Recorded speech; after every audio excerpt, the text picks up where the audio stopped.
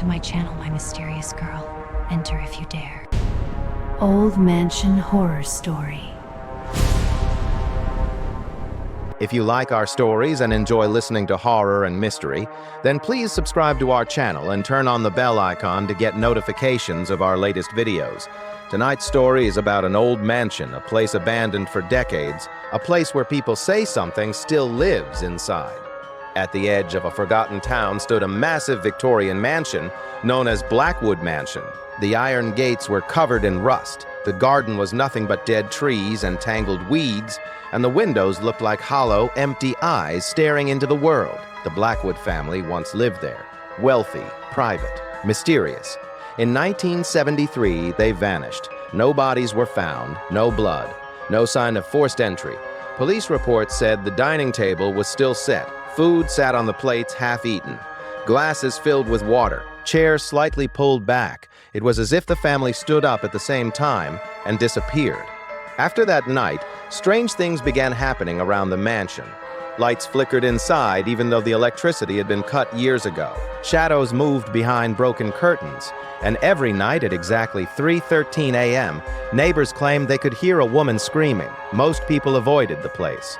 But not everyone believes in ghost stories. One cold October evening, 4 friends decided to prove the rumors wrong. Daniel was the brave one. Emma loved filming creepy places for social media. Ryan didn't believe in anything supernatural. And Sophie, she had a bad feeling from the beginning. "This is going to be legendary," Ryan laughed as they pushed the rusty gate open. The moment they stepped onto the property, the air felt different. Heavier, colder. Their phone signals disappeared. Emma tried to joke about it, but her voice trembled. The front door was slightly open. "I thought this place was abandoned," Sophie whispered. Daniel pushed the door gently.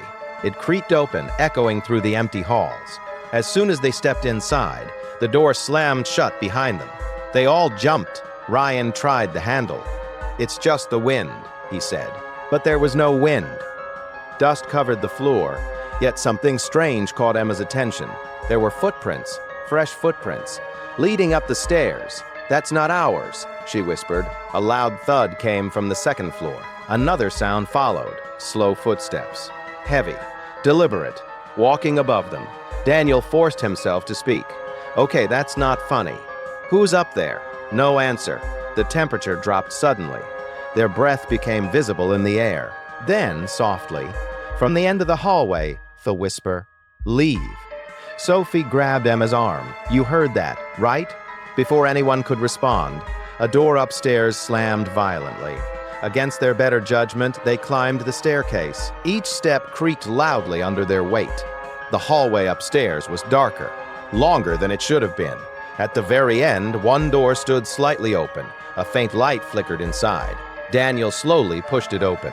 Inside the room were 4 old wooden chairs placed around a round table, and on the table 4 photographs. They stepped closer.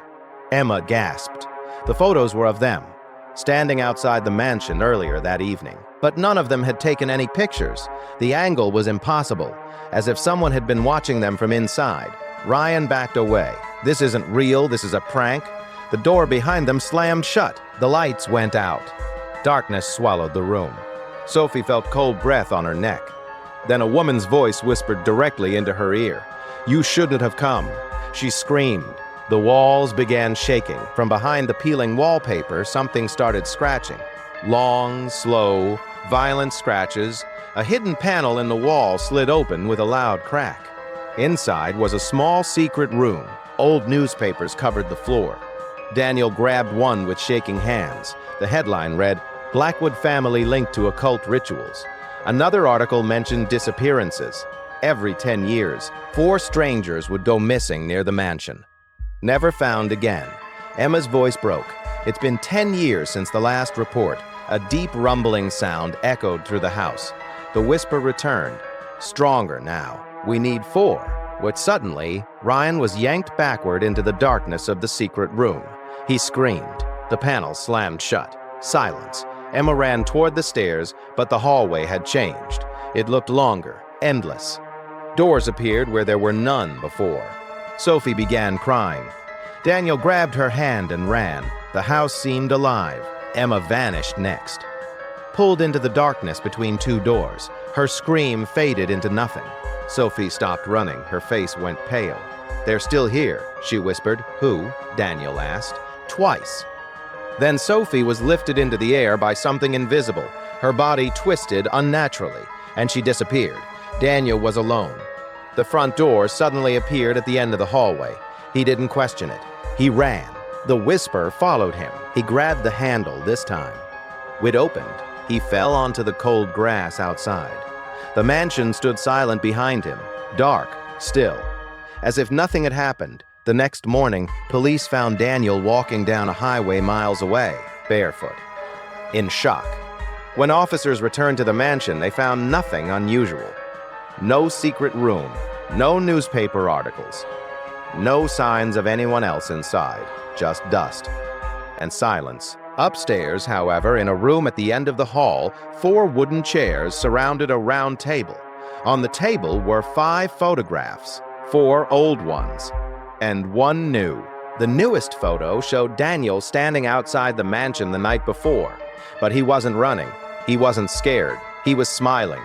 Weeks later, Daniel refuses to speak about what happened, but every night at exactly 3:13 a.m., he wakes up to the same whisper in his room. "Come back." Sometimes he swears he can see the mansion outside his window, watching him, waiting. And somewhere inside Blackwood Mansion, 4 new chairs are being prepared for the next visitors. Subscribe to my channel and press the bell icon.